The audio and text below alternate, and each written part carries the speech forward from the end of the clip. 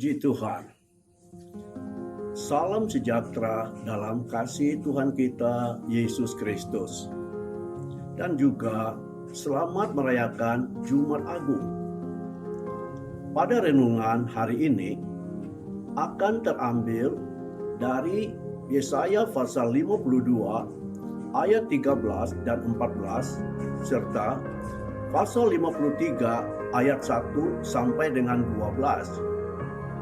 Nabi Yesaya sedang menubuatkan tentang penderitaan Yesus dalam karya keselamatan yang dilakukannya jauh sebelum kedatangannya yang sesungguhnya ke dalam dunia ini.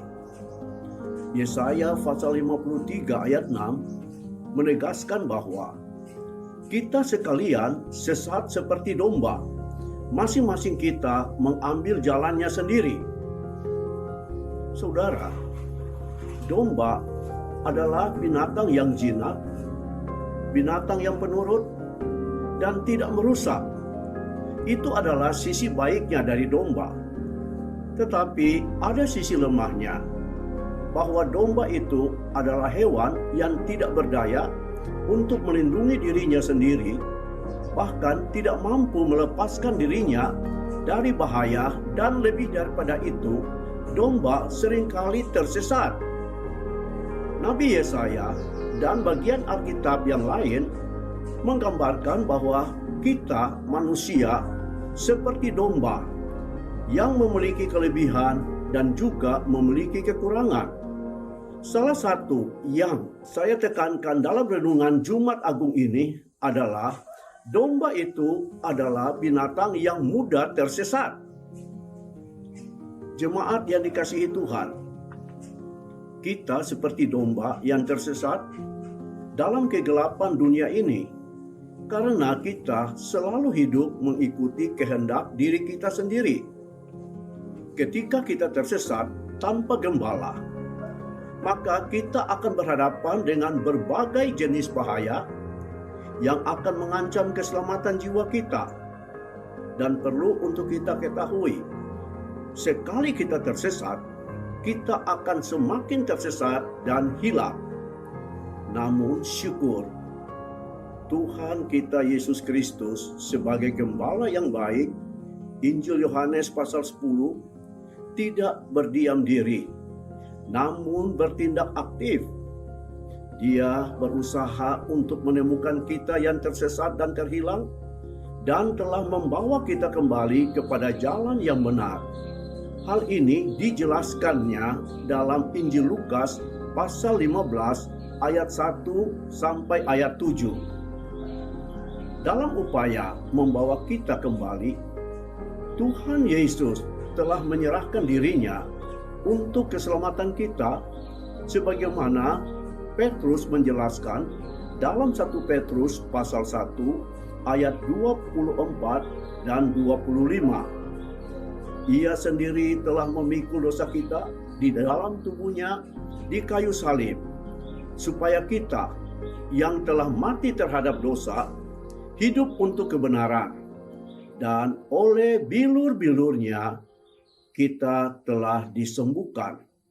Sebab dahulu kamu sesat seperti domba, tetapi sekarang kamu telah kembali kepada gembala dan pemelihara jiwamu. Puji Tuhan, jika kini kita telah ditemukan dan diselamatkan oleh karena Yesus telah menyerahkan nyawanya sebagai gembala yang baik. 1 Petrus pasal 1 ayat 18 dan 19.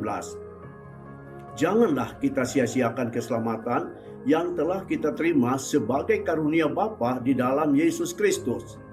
Tetapi kita harus terus maju, kita terus berkembang, dan terus menghasilkan buah untuk hormat dan kemuliaan bagi nama Tuhan kita Yesus Kristus.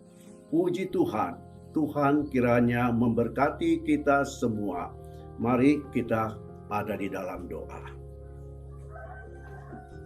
Kembali kami datang kepadamu Tuhan, mensyukuri untuk kasih karunia yang sudah Engkau anugerahkan bagi kami di dalam Yesus Kristus.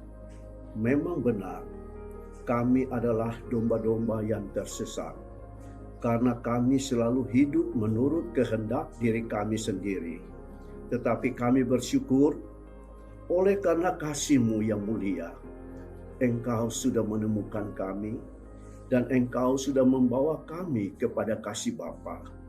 Saatnya kami sudah hidup dan menikmati kebaikan-kebaikan-Mu Tuhan. Maka di dalam hal ini, ajarlah kami untuk menghormati dan menghargai karya keselamatan. Dan ajarlah kami untuk menjaga dan memelihara keselamatan ini.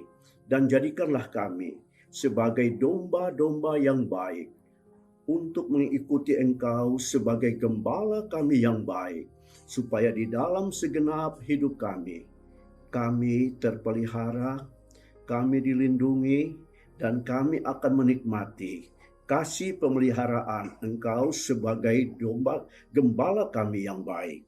Terima kasih Tuhan, kami sudah berdoa dalam nama Tuhan Yesus Kristus. Haleluya. Amin.